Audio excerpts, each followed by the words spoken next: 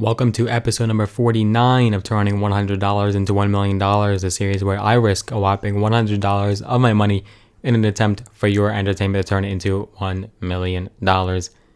Absolutely appalled, shockingly, my portfolio has not taken too much, not too drastic of a beating following the subsequent news here of President Trump announcing that essentially negotiations for the next stimulus package have been killed and terminated, and you'll be seeing that video either before or after this video is uploaded. So very shortly you'll be seeing that video if this one comes out first, where I update you guys on all the recent developments with the next stimulus package.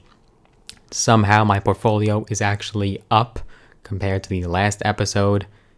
I don't know how these stocks have not been affected when some of them are actually rather substantial companies.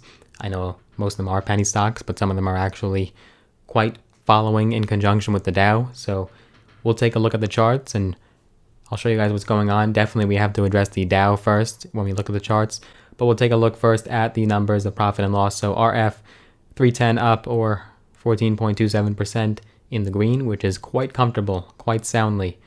And DGLY 43.56 still down, or 47.94 down, but it is still remaining above $2. Take a look at the chart in just a second. Levi 338 still in the green, 12.93 up, 12.93%. Viacom 13.27 up, 87.37% up. OXLC 376 down, or just 9.44% down. So basically this portfolio has not been affected. As you can see, both majority of the stocks here are actually still in the green. But we have to look at the Dow first to show you guys what's going on. So the president had announced that stimulus negotiations have been essentially terminated, and that's what we saw here in the market. It was steadily just going to be up for the day. We were looking at just about a couple hundred points there, a little bit over actually, and then boom, the tweets came out and the market tanked. You see it's now down over 300 points. It's about to close a little bit over 1%. 5 days though, it does still actually remain in the green. So even with this recent announcement, the Dow was actually still up for the last 5 days and still comfortably over 27,000. I wouldn't panic. I'm just telling you that I'm shocked that my portfolio is basically still good to go. It is basically just a normal trading day for my portfolio.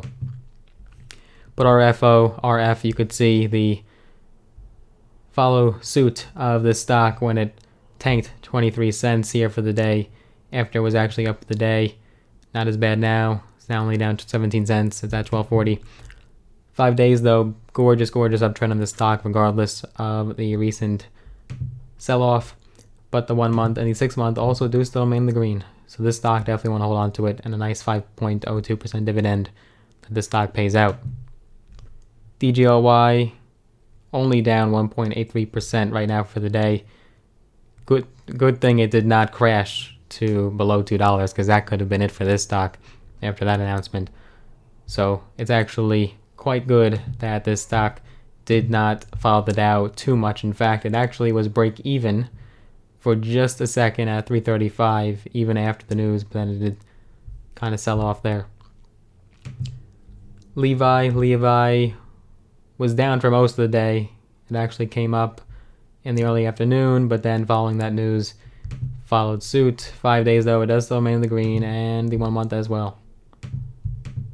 6 months here does still remain in the green. So like I said, my portfolio has not been impacted too terribly much, but of course this was not the best news that you wanted to hear as a trader or investor.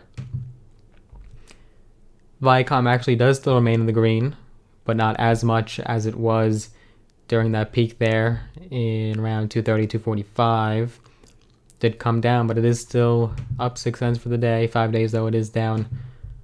If it could just break $30 again, which it could absolutely do, it was there in the beginning end of September, or rather the middle end of September, then I think this stock could be on its way to then $35, $40.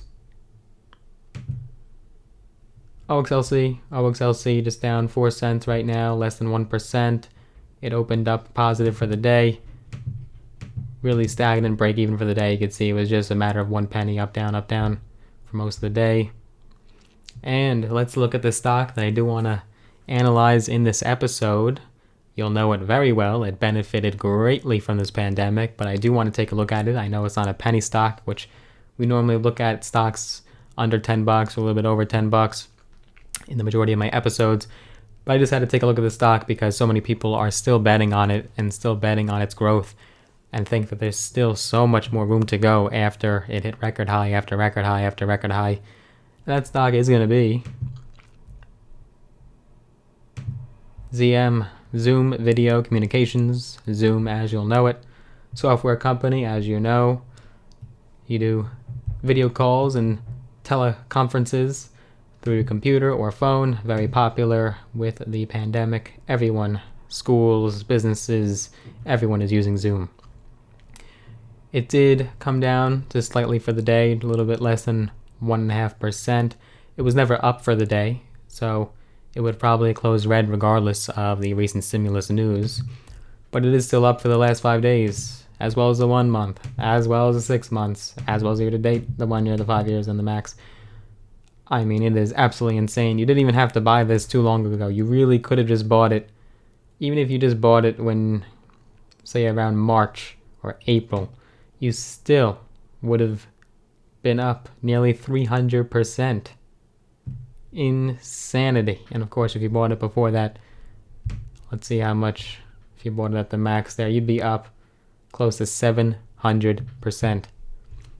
Quite a run this stock has had. You would have thought it would have stagnated in July, which is actually kind of counterintuitive because that's the apex of the pandemic. It was basically the worst of the worst. It was in July as far as cases. So you would have thought it'd actually be on the rise in July, and that's when it kind of stagnated. There wasn't too much growth there, but then it quickly shot up another about $200 following the months of August and July. Crazy. So is there more room for the stock to go? Can it go higher? The market cap right now does stand at $135.67 billion for the software company. Can it go higher? And the crazy thing is that this is nothing too revolutionary. I mean, we've had FaceTime, we've had that Uvu, and we've had Skype for so long now. It's not like this is something absolutely proprietary. Perhaps there is some proprietary software that I don't know about this company. But the fact that it just continued to grow and grow is mind-boggling. But let's take a look at what the analysts are saying. Will shares of Zoom Video continue to run higher? Now, this was written a couple weeks ago, just so you understand. Zoom Video Communications is one of the best performing stocks this year. The company has over 300 million daily active participants worldwide. ZM provides a video-first communications platform in the Americas, the Asia Pacific, Europe, the Middle East, and Africa, so it is worldwide. And it had an influx of new customers and users so far in 2020, obviously, as the pandemic has triggered social distancing measures and forced people to spend time indoors. The demand for its products has increased exponentially. At the end of the fiscal second quarter, ending in July 2020, ZM had approximately 370,200 paid customers. This implied a 458% increase compared to the year-ago quarter.